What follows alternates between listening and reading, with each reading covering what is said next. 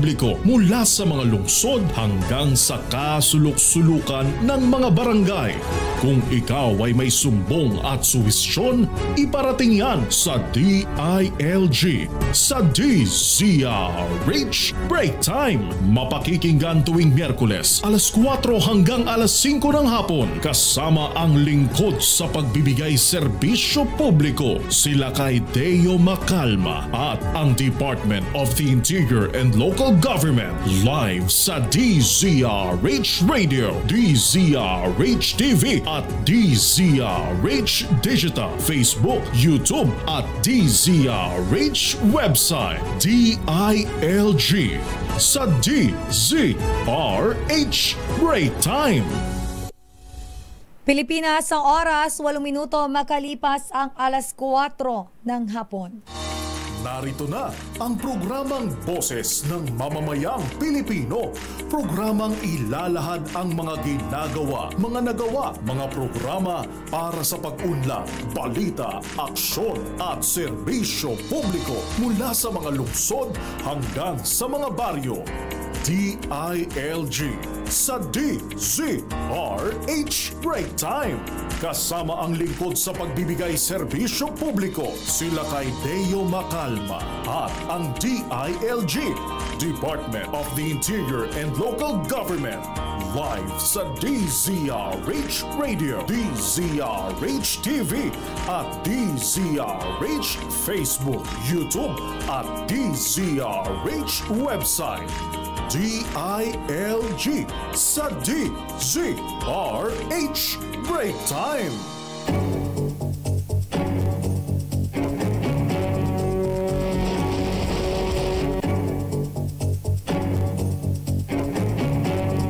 Magandang hapon Luzon, Visayas at Mindanao. Magandang hapon Pilipinas. Ngayon po ay araw ng Biyernes, December 27, 2024. Nagtataka siguro kayo, no? Dahil sanay kayo na Miyerkules tayo umeere. Pero dahil nga po Pasko ay nagbigay daan ng DILG sa ating pagtutok sa Christmas Day. At ngayon po ay magkakaroon tayo of course ng programa. Kailangan may make-up. Hindi pwedeng ma-miss natin ang mga latest happening sa DILG. Welcome po dito sa programang DILG sa DZRH Break Time. Minus lang kay Mayor Deo Macalma na humahabol. Malapit na po siya. Ito po si Sister L. Elaine Apit. At maliban sa akin ay makakasama rin natin sa programa ang Direktor ng Public Affairs and Communication Service ng Department of Interior and Local Government o DILG, si Attorney Salvacion Bakay. Magandang hapon at Merry Christmas, Director Eva, ma'am. Magandang hapon, Merry Christmas. White and red ang kulay ng Pasko nating dalawa, Miss Elaine. Opo. At magandang hapon, Pilipinas, at sa lahat ng nakikinig at nanonood on air at online.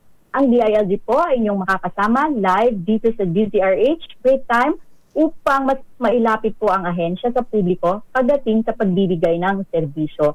Dahil ang DILG po ay matino, mahusay at maaasahan na handang paglingkuran at pangalagaan ang ating mga mamamayan. Merry Christmas! Merry Christmas po ulit at advance Happy New Year! At bilang bahagi po ng mas pinalawak na paghatid ng balita at serbisyo, ang DZRH po ay live ninyong mapapanood sa DZRH News Facebook page, DZRH News Television YouTube channel, sa aming pong website dzrhnews.com.ph at sa cable channels nationwide po yan. And of course, sa inyo pong mga radyo via 666 kHz.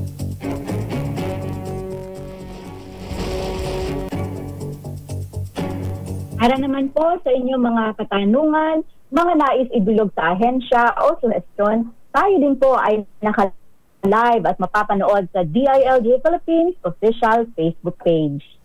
At bago, Attorney Eva, ma'am, sa ating mga bisita at talakayan dito sa ating programa, tumungo po muna tayo sa mga latest happenings at action po sa DILG. Tama ka riyan, Sister L. Sa DILG Balita at Aksyon, ating tatalakayin ang latest news at happening sa aming ahensya. Patuloy ang paalala ng DILG sa mga lokal na pamahalaan sa Region 1, 2, 3, 4A at 4B na maging alerto at maghanda para sa maaaring paglindol at tsunami. Ito ay sa kabila po ng pagbaba ng bilang ng mga naitatalang lindol sa Manila Trench. Kaugnay nito, inihimok ng DILG ang LGUs na magsagawa ng pre-disaster assessments kasabay ng paghahanda ng mga evacuation routes, directional signs at safe zones ng mga risk communities, gayon din ang pag-oorganisa at training sa mga response team. Pinapaalalahanan din ng DILG ang publiko na maging alerto, lalo na ang mga nakatira sa baybayin at maging mapagmatsyag at agarang lumikas sa banta ng tsunami. Ilang araw bago ang Pasko, iniulat ng PVOX na 55 lindol sa Manila Trench offshore ng Ilocos Sur na nagdulot ng pangamba sa posibleng high magnitude na lindol. Kahapon naman ay iniulat ng Philippine Institute of Volcanology and Seismology of PVOX na nabawasan na ang mga paglindol sa Manila Trench na may isang recorded activity nitong December 24 at 25.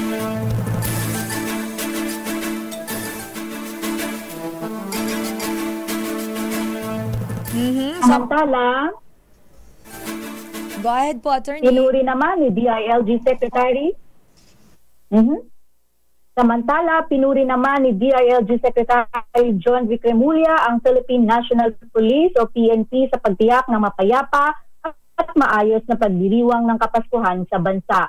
Ayon kay Secretary Remulla, hinihikayat niya ang buong puwersa ng PNP na ipagpatuloy ang pagsisiguro sa seguridad sa kabila ng pagdedeklara ng no holiday ceasefire ng Communist Party of the Philippines at New People's Army. Suportado naman ang kagawaran ng PNP at Armed Forces of the Philippines o AFP para sa hindi pagdedeklara ng Suspension of Offensive Police Operations o SOPO at Suspension of Offensive Military Operations upang maiwasan na malagay sa panganib ang pagsisikap ng autoridad na tiyakin ang payapang pagdiriwang ng Pasko at Bagong Taon. Sinisiguro naman ng DILG sa publiko kasama ang PNP at iba pang law enforcement agencies na poprotektahan ang publiko sa sinumang manggugulo sa kapayapaan ng bansa. Samantala, nagpasalamat naman si DILG Secretary John V. Cremulya sa bawat Pilipino na naging parte ng mga nakamit na tagumpay sa kabila ng hindi mabilang na pagsubok at unos na pinagdaanan ng bansa. Gayun din ang pagtiyak sa kaligtasan ng lahat ngayong holiday season at patuloy na pagbabantay ng halos 40,000 na kasapi ng pambansang pulisya at 38,000 na bombero para sa kaligtasan ng publiko. Nakaalerto rin ang Bureau of Jail Management and Penology o BJMP upang siguraduhin ang mapayapang bagong taon ng persons deprived of liberty.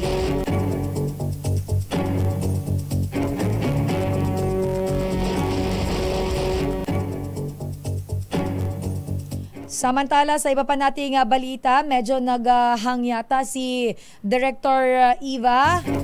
Balikan natin na maya-maya. Okay na ba, RHTV? Okay, sige, kung wala pa si Director. Eto na, Director.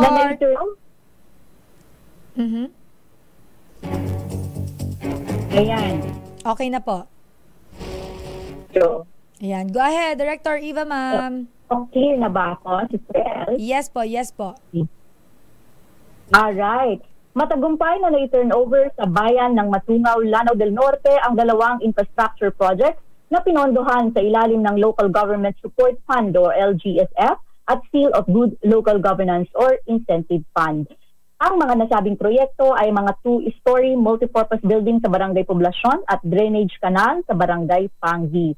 Ang multipurpose building na pinondohan ng LGSF Falgu 2023 ay mayroong rainwater collector system at magsisilbing venue para sa iba't ibang aktibidad at programa ng pamahalaan. Mabebenepisyohan din ito ang 17,110 na residente ng Barangay Poblacion at kalapit bayan. Ang 180 linear drainage canal naman sa Barangay Panggi Farm to Market Road na pinondohan sa ilalim ng SGLGIF 2023 ay makakatulong sa pagpigil sa pagbaha.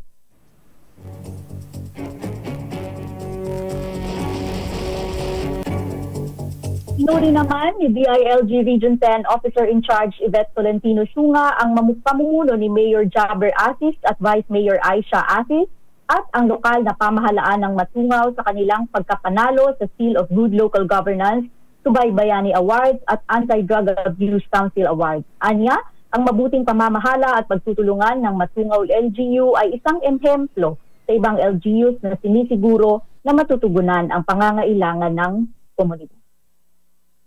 Back to you, Sister Elle. Maraming salamat, Attorney Eva, ma'am.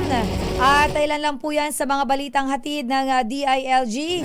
At sa atin naman pong pagbabalik, makakasama na natin sila kay Mayor Deo Macalma, Attorney. At mayroon din tayong makakasama ang ilan sa mga awardee ng 9th Capacity Development for Catalyst of Excellence Acceleration Awards ng Local Government Academy. Yan po ay sa ating pagbabalik. Makalipas lamang ang ilang paalala. Pilipinas ang oras, 18 minuto makalipas ang 4:00. In this new age of good governance, the SGLG remains steadfast in its mandate of advancing the matapat at mahusay brand of local governance. Strong, unwavering, resilient. The SEAL is an institutionalized incentive, honor, and recognition program to boost the LGU's drive for progress and better performance. Quality service delivery, adherence to good governance principles, commitment to the general supervisory mandate, and dedication to meaningful and transformative results. These are the marks of an SGLG certified LGU. Ipagpatuloy natin ang tapat at mahusay na pamahalaang lokal para sa pagbabago at patuloy na pag-unlad. One nation, one vision, one seal. The seal of good local governance.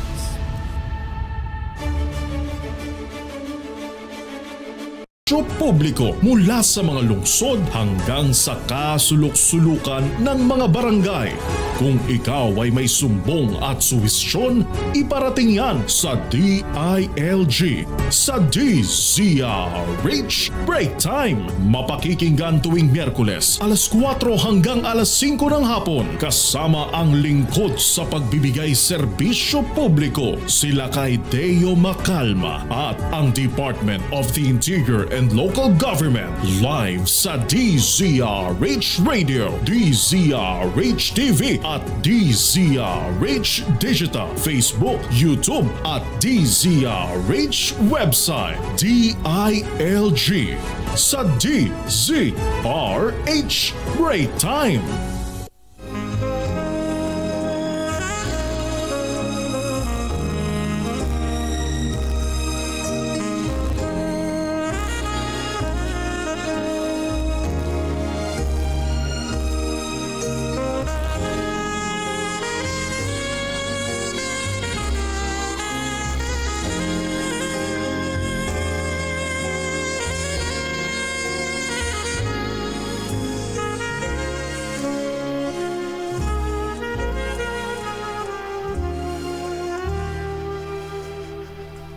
Merry Christmas and a Happy New Year from DZRH.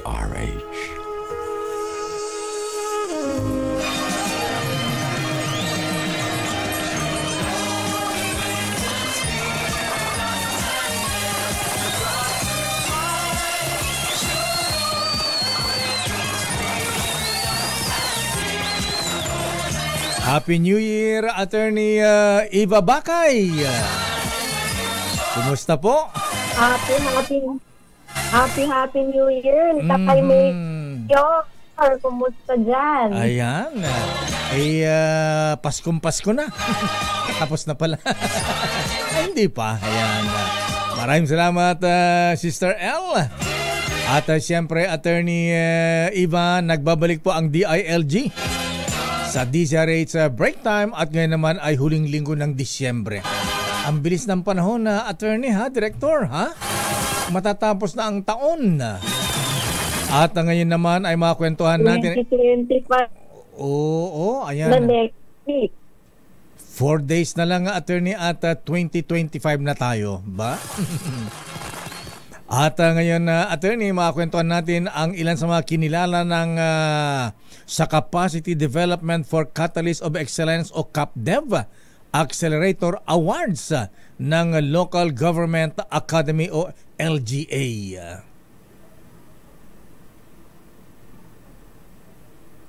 Si attorney. Tama ka dyan, Lakay. Ang CapDev Ace Awards ay taunang itinatanghal ng Local Government Academy or LGA, isa sa mga attached agencies ito ng DILG, kung saan binibigyang pagkilala ang natatanging kontribusyon ng mga kawani ng DILG at stakeholders na umagapay sa kagawaran sa pagpapaunlad ng lokal na pamamahala. Kaya naman sa hapong ito ay makakasama natin ang CapDev Ace ugnay ng mamamayan awardee ang Local Governance Regional Resource Center Region 9 sa pangunguna ni DILG Regional Director Faisal O. Abutasil at ang CapDev Ace Singsing ng Panikala Awardee. Walang iba kung hindi si Municipal Local Government Operations Officer or MLGOO Maria Fritzi A.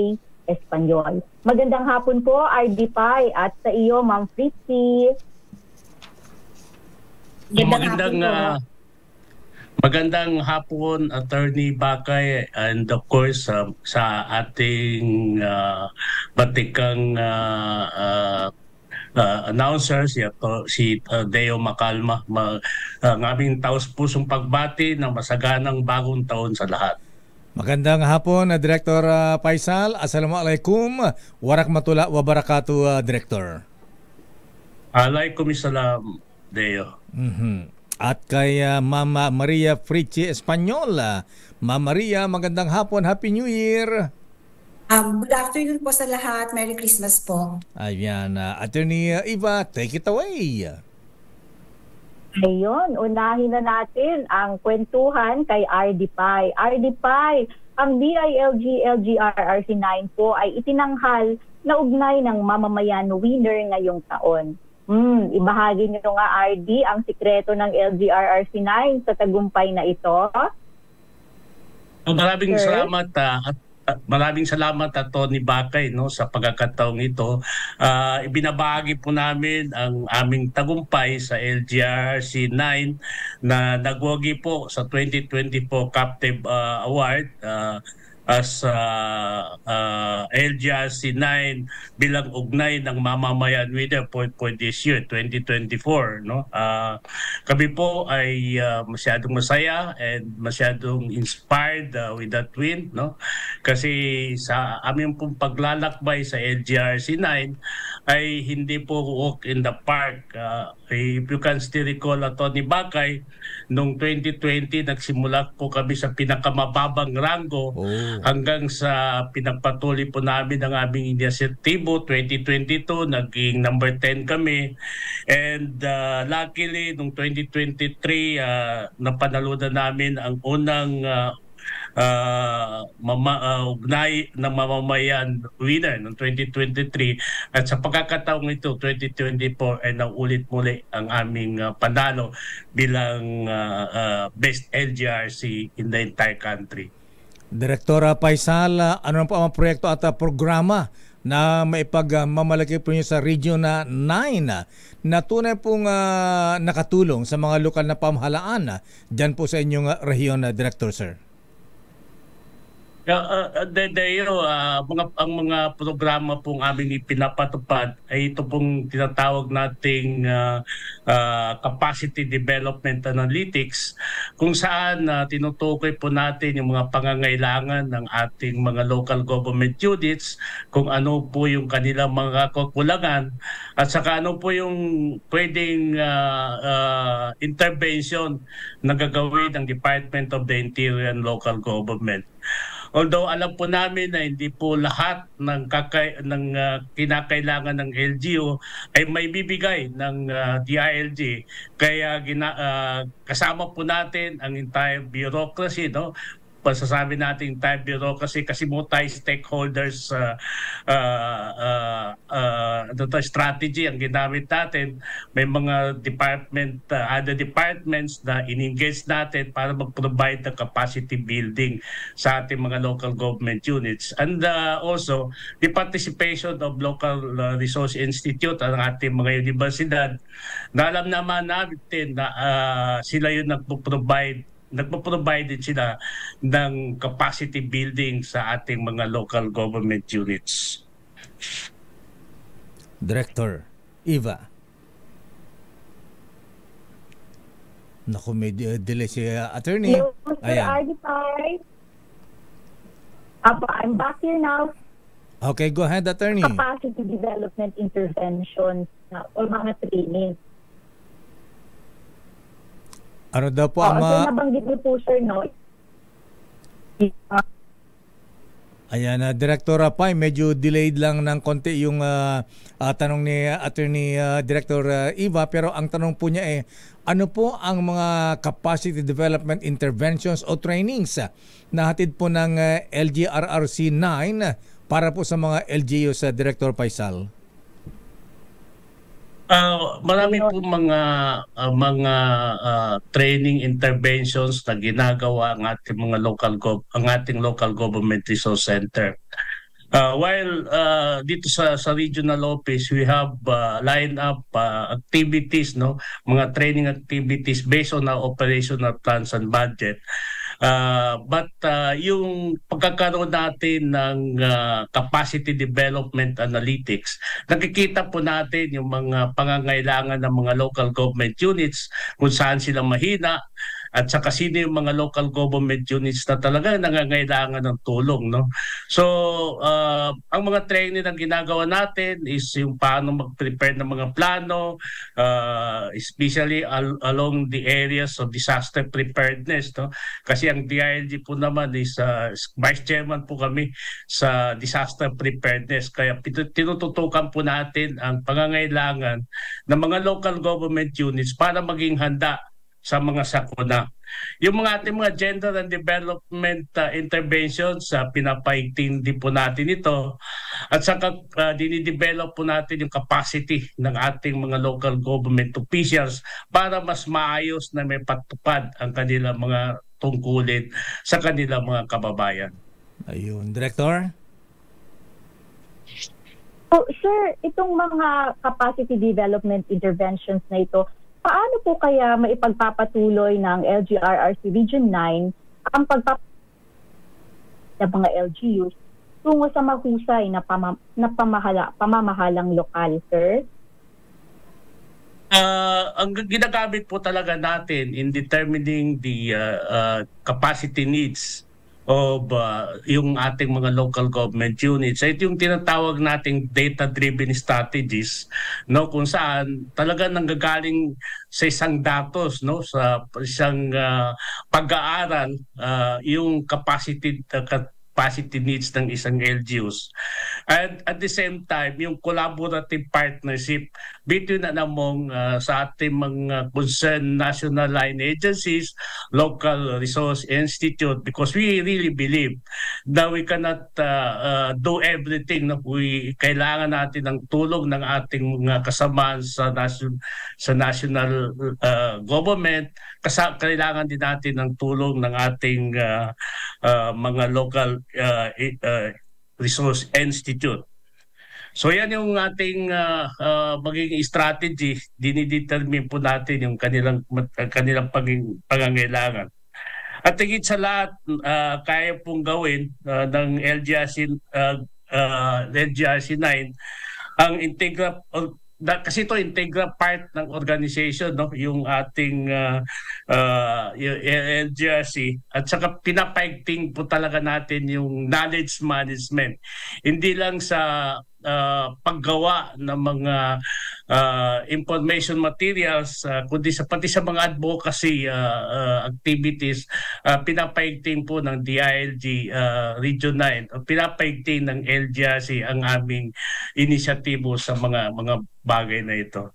Direktora Faisal, dahil napakatagumpay po ang inyong programa dyan sa Region 9, ano pa ang pwede nating mensahe sa mga sa ating mga kasama sa DILG, ha?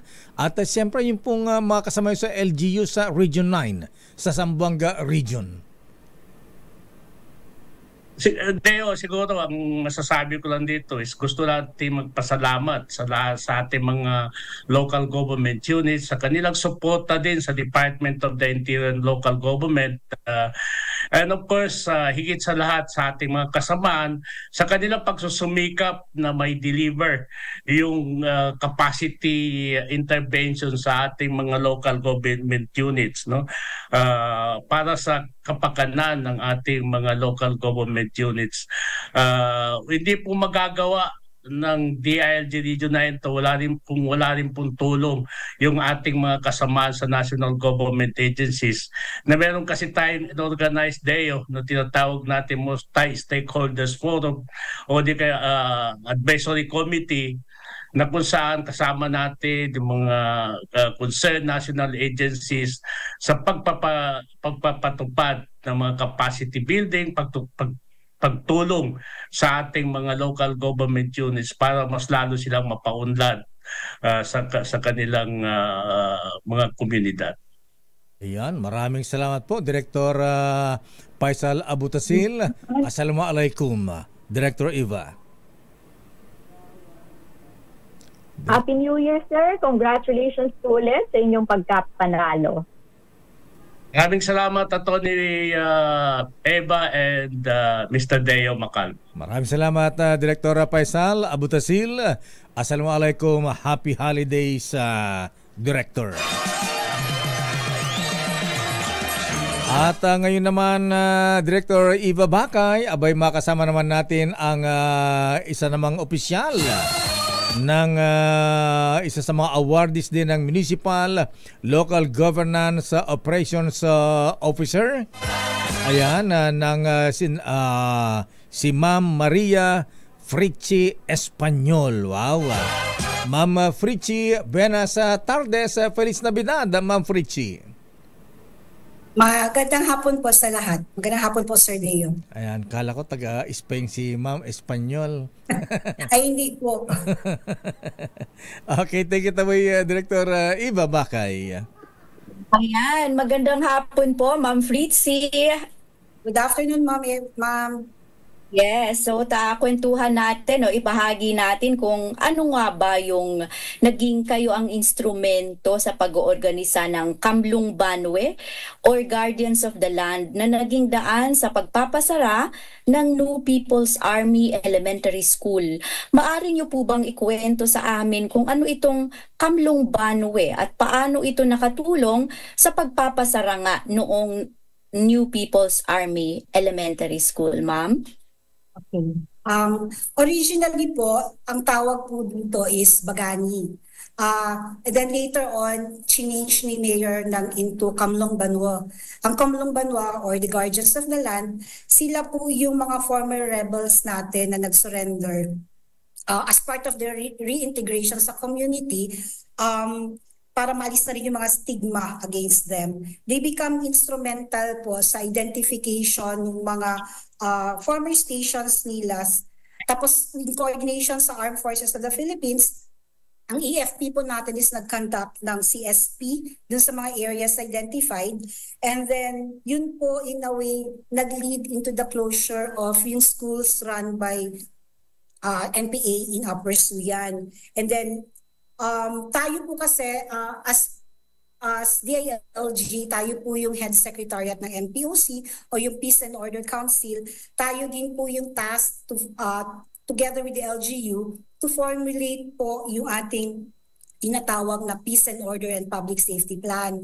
Doon po, sa plan na yun, nakapasok po lahat yung mga programs natin addressing the issues, peace and order issues sa ating LGU. So, napasok po si Kamlung Banwa together with other programs po na para ma-address yung mga issues natin doon sa peace and order issues sa mga far-flung barangays po. Wow.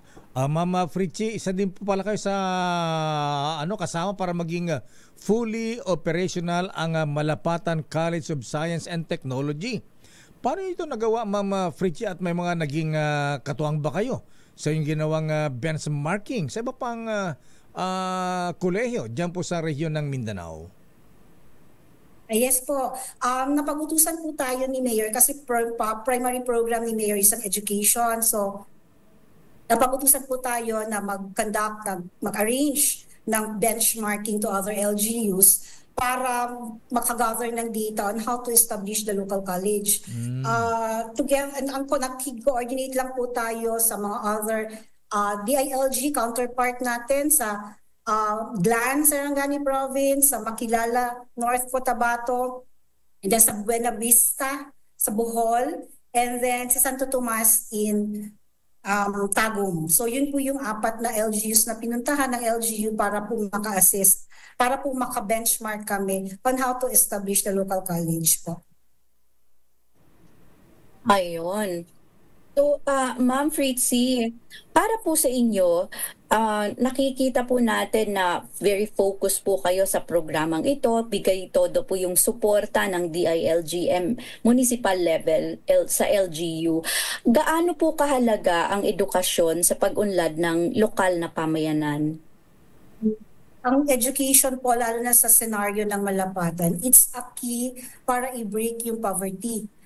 Very prevalent po kasi talaga sa amin, lalo na sa mga far-flung areas, yung teenage pregnancy and then early marriages. Kasi nga, ang education parang napakamahal sa kanila since medyo malayo yung area, yung Malapatan sa Gensan. So yung expenses nila, yung tuition fee and all. So yun talaga yung naging namin na kailangan magkaroon tayo ng local college within the municipality para makatulong sa ating mga kabataan po. Ayun. At bilang isang, ang ganda naman ng title, Attorney Eva, ha? Bilang isang singsing ng Tanikala Awardee. Wow, chain. At ehemplong local government operations officer, Ma'am Fritchie, na nagsilbing MLGOO ng Malapatan, Sarangani, at ngayon ay municipal LGOO na ang bayan ng Glan, Sarangani. Ano po ang mga plano po ninyo at nais pang gawin para matulungan po ang inyong local government, Ma'am Fritchie?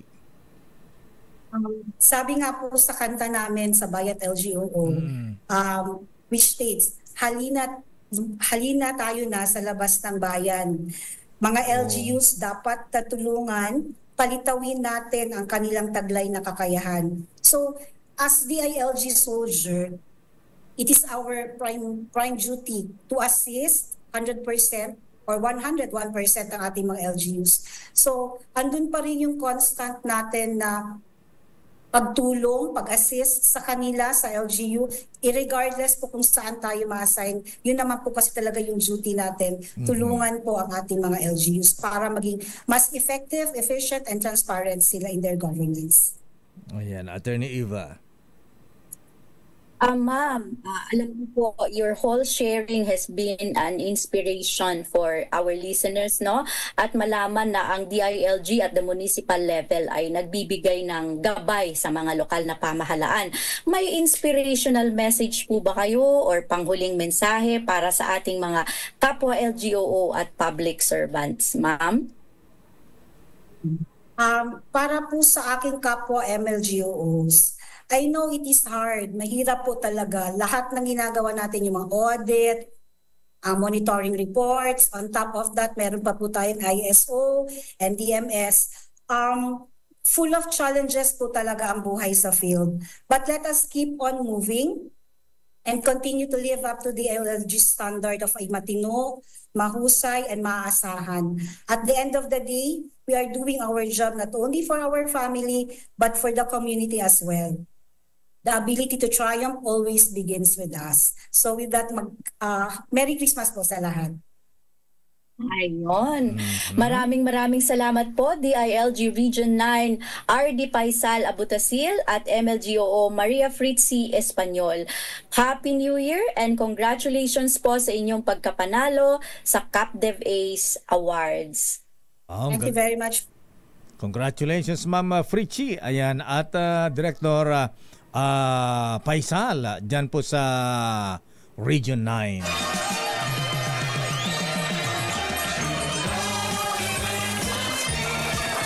At sa ating pagbabalik, Attorney Eva, ay ating kumustahin naman ang mga ginagawa hakbang ng Bureau of Fire Protection. Naku, alam po ninyo pagka ganitong sasapit ang New Year.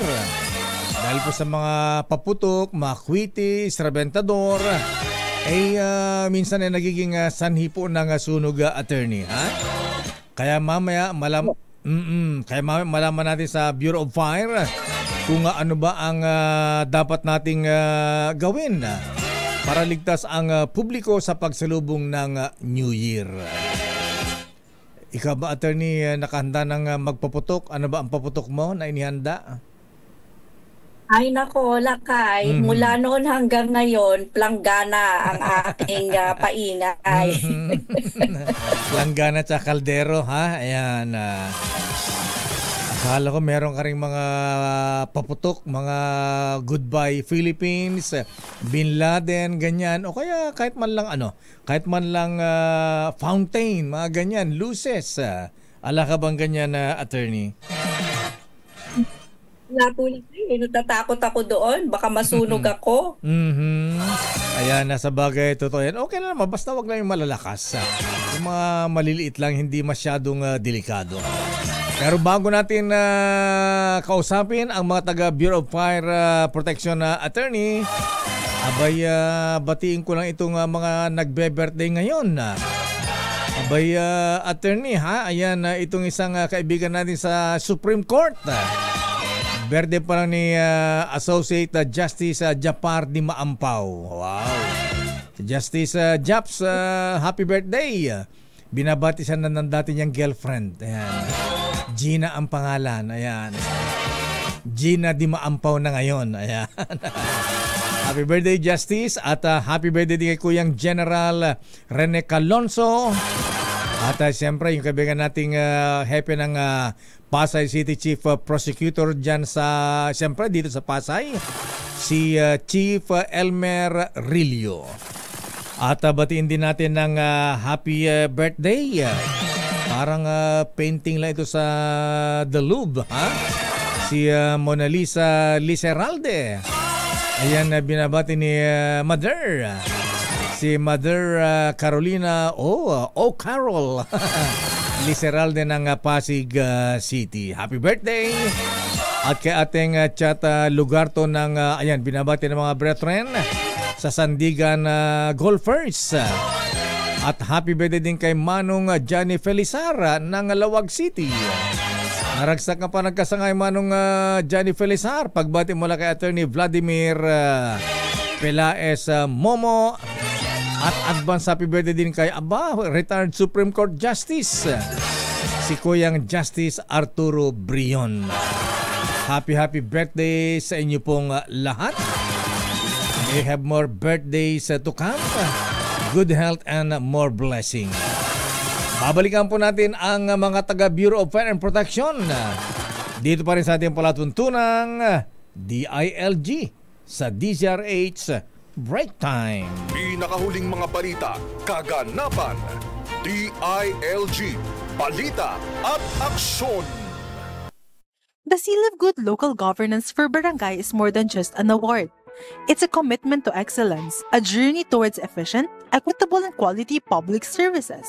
This performance assessment and recognition system is designed to highlight the remarkable efforts of barangays across 6 governance areas. At its core, the SGLGB puts primacy to integrity and good performance as pillars of meaningful local autonomy and development. In line with the Bagong Pilipinas call for transformation, the SGLGB aligns with a vision of a responsive, visionary, and accountable government. In 2023, the DILG implemented the SGLGB to 42,041 barangays nationwide. To profile and assess the performance of barangays for the year 2022. Out of the said number, 39,623 barangays were assessed to determine baseline information on various indicators, identify performance gaps, and recognize good performance. The SGLGB is not just an award. It's a celebration of commitment and the relentless pursuit of excellence. Let us continue to work hand in hand towards building prosperous, inclusive, and resilient communities.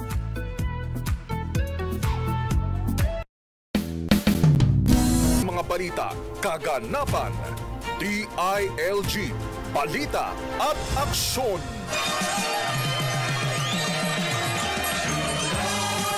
At ngayon na nagbabalik ang DILG sa DZRH break time. Nako, Attorney Eva, eto na ating alamin mula sa Bureau of Fire Protection ang kanilang mga paalala sa publiko para sa ligtas na pagsalubong sa bagong taon. Attorney, Director. Tama ka dyan, Lakay. Tama ka dyan, Lakay. Sa hapong ito ay ating makakapanayan si BFP Spokesperson Fire Superintendent Annalie Carbajal Atienza. Magandang hapon po, Ma'am Annalie. Ma'am Superintendent Annalie Atienza, good afternoon. Happy New Year. Merry Christmas. Nawawala yata si Attorney Annalie, ha? Ayan, siguro walang day off ngayon, Attorney, ang mga taga Bureau of Fire, ha? Dahil siguro naka-red alert din sila. Superintendent Annalie Carbajal Atienza, magandang hapon po. Hello po, how copy po? Ayan, copy 5x5, Superintendent. Take it away, Attorney Eva. Yun, Ma'am Superintendent Annalie Atienza, kamusta na po ang ginagawang paghahanda ng Bureau of Fire Protection sa pagsalubong sa bagong taon, Ma'am? Yes po, Ma'am. Puspusan pa rin po ang ating pagrekorida umaga, tanghali at hapon sa mga matataong lugar at sa mga congested areas para po mapanatili natin ang safe na celebration ng ating bagong taon, Ma'am. Ayan, Superintendent Annalie, ayan. Ano po ang layo ninyong kampanyang o plan na paalala? Iwas sa paputok ngayong sasapit na ang New Year. Siyempre po kasama dyan ang ating intensified na fire safety inspection sa mga tindahan po ng paputok sa paggawaan. Tomorrow nga po nakaschedule kasama ang ating Officer in charge ng Bureau of Fire Protection, General Fernandez. Tayo po ay dadako sa bandang Bukawi para po ma-assure natin na mga legit ang kanilang paninda at safe po ang paglatag ng kanilang paninda sa area. Attorney. Aha. Ma'am, ano-ano pa po kaya yung mga paalala at fire safety tips na dapat nating sundin lalo na po ng publiko ngayong holiday season? Ang atin pong laging pinapaalala, Ma'am, ay hanggat maaari nga po, wag nang magpaputok sa mga kabahayan, sa mga residential areas. At instead, tayo po ay dumalo na lamang sa mga designated community fireworks display areas na itinalaga ng ating LGUs, kung saan masisigurado po natin ang safety dahil nakaantabay po ang fire truck ng Bureau of Fire. Or pwede din po na tayo ay gumamit na lamang po ng mga alternatibong paingay, yung kaldero, yung torokot, at ganoon na rin po yung ating paborito na video octave. Ayan, naku, mahina yung aking torotot, attorney, ayan, superintendent. Ayun, dapat ganyan na lang. Yan, opo. Pero Superintendent Annalie, ma'am, ay kumusta po ang kahandaan natin mga taga BFP? Ilan po ba ang mga fire trucks na nakaready ngayon dito sa Metro Manila? National Capital Region na lang. Ilan po ang kabuang fire trucks natin at yung mga volunteers? Siyempre po, full force po tayo ngayon, not only sa NCR, kundi nationwide at nakaantabay po ang mga fire trucks natin. And tama po kayo, nire-recognize din natin ang presensya nitong ating mga fire volunteers na talaga namang kitang-kita ang kanilang passion for public service. Before New Year ba, Superintendent, meron din po ba kayong tipong practice, rehearsal? Baka mamaya yung mga bumbero natin, baka mamaya pagdating sa actual, may mga pumapalya, Superintendent. Yes po, readily in good condition po ang ating mga kagamitan at ganoon na rin po yung ating personnel na everyday po yan sila ay nagre-refresher at inaalagaan yung ating mga fire truck. At saka yung ang BFP nga pala, Superintendent Annalie Atienza, Mama, meron na rin po ba kayong mga ginagamit na chemical, ayan, na pamatay sunog, lalo pa yung mga malalaki o kaya halimbawa flammable yung mga nasusunog, like factory o bodega ng pintura, something like that. Meron ba tayong gamit na hindi lamang tubig na pamatay sunog, Superintendent? Yes po, meron po tayong tinatawag na AFFF. Ito po yung aqueous film forming foam, kung saan ito po ang ginagamit natin kapag tayo ay magre-responde sa mga flammable materials dahil hindi nga po ito agad-agad maaapula ng tubig lamang. Ayun, Attorney. Ayun. So, ano po yung mga hotlines natin ngayon, ma'am? Kung halimbawa, maaari itong tawagan ng publiko kung sakasakali lang na kailangan nila ng tulong mula sa BF. Siyempre, ma'am, ang atin pong pinapakalat ay yung ating emergency hotline nationwide, which is 911. Yan po, isave na po nila sa kanilang mga numero. 911. Kanilang mga cellphone. Or pwede din po silang dumalaw sa mga Facebook pages ng pinakamalapit na fire station at dyan po lagi po nating nakapost ang mga hotline numbers natin para sa agarang responde po.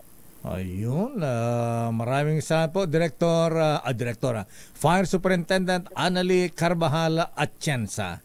Thank you, ma'am, at Happy New Year. Maraming salamat po. Thank you, ma'am. Ito tayong lahat. Happy Director.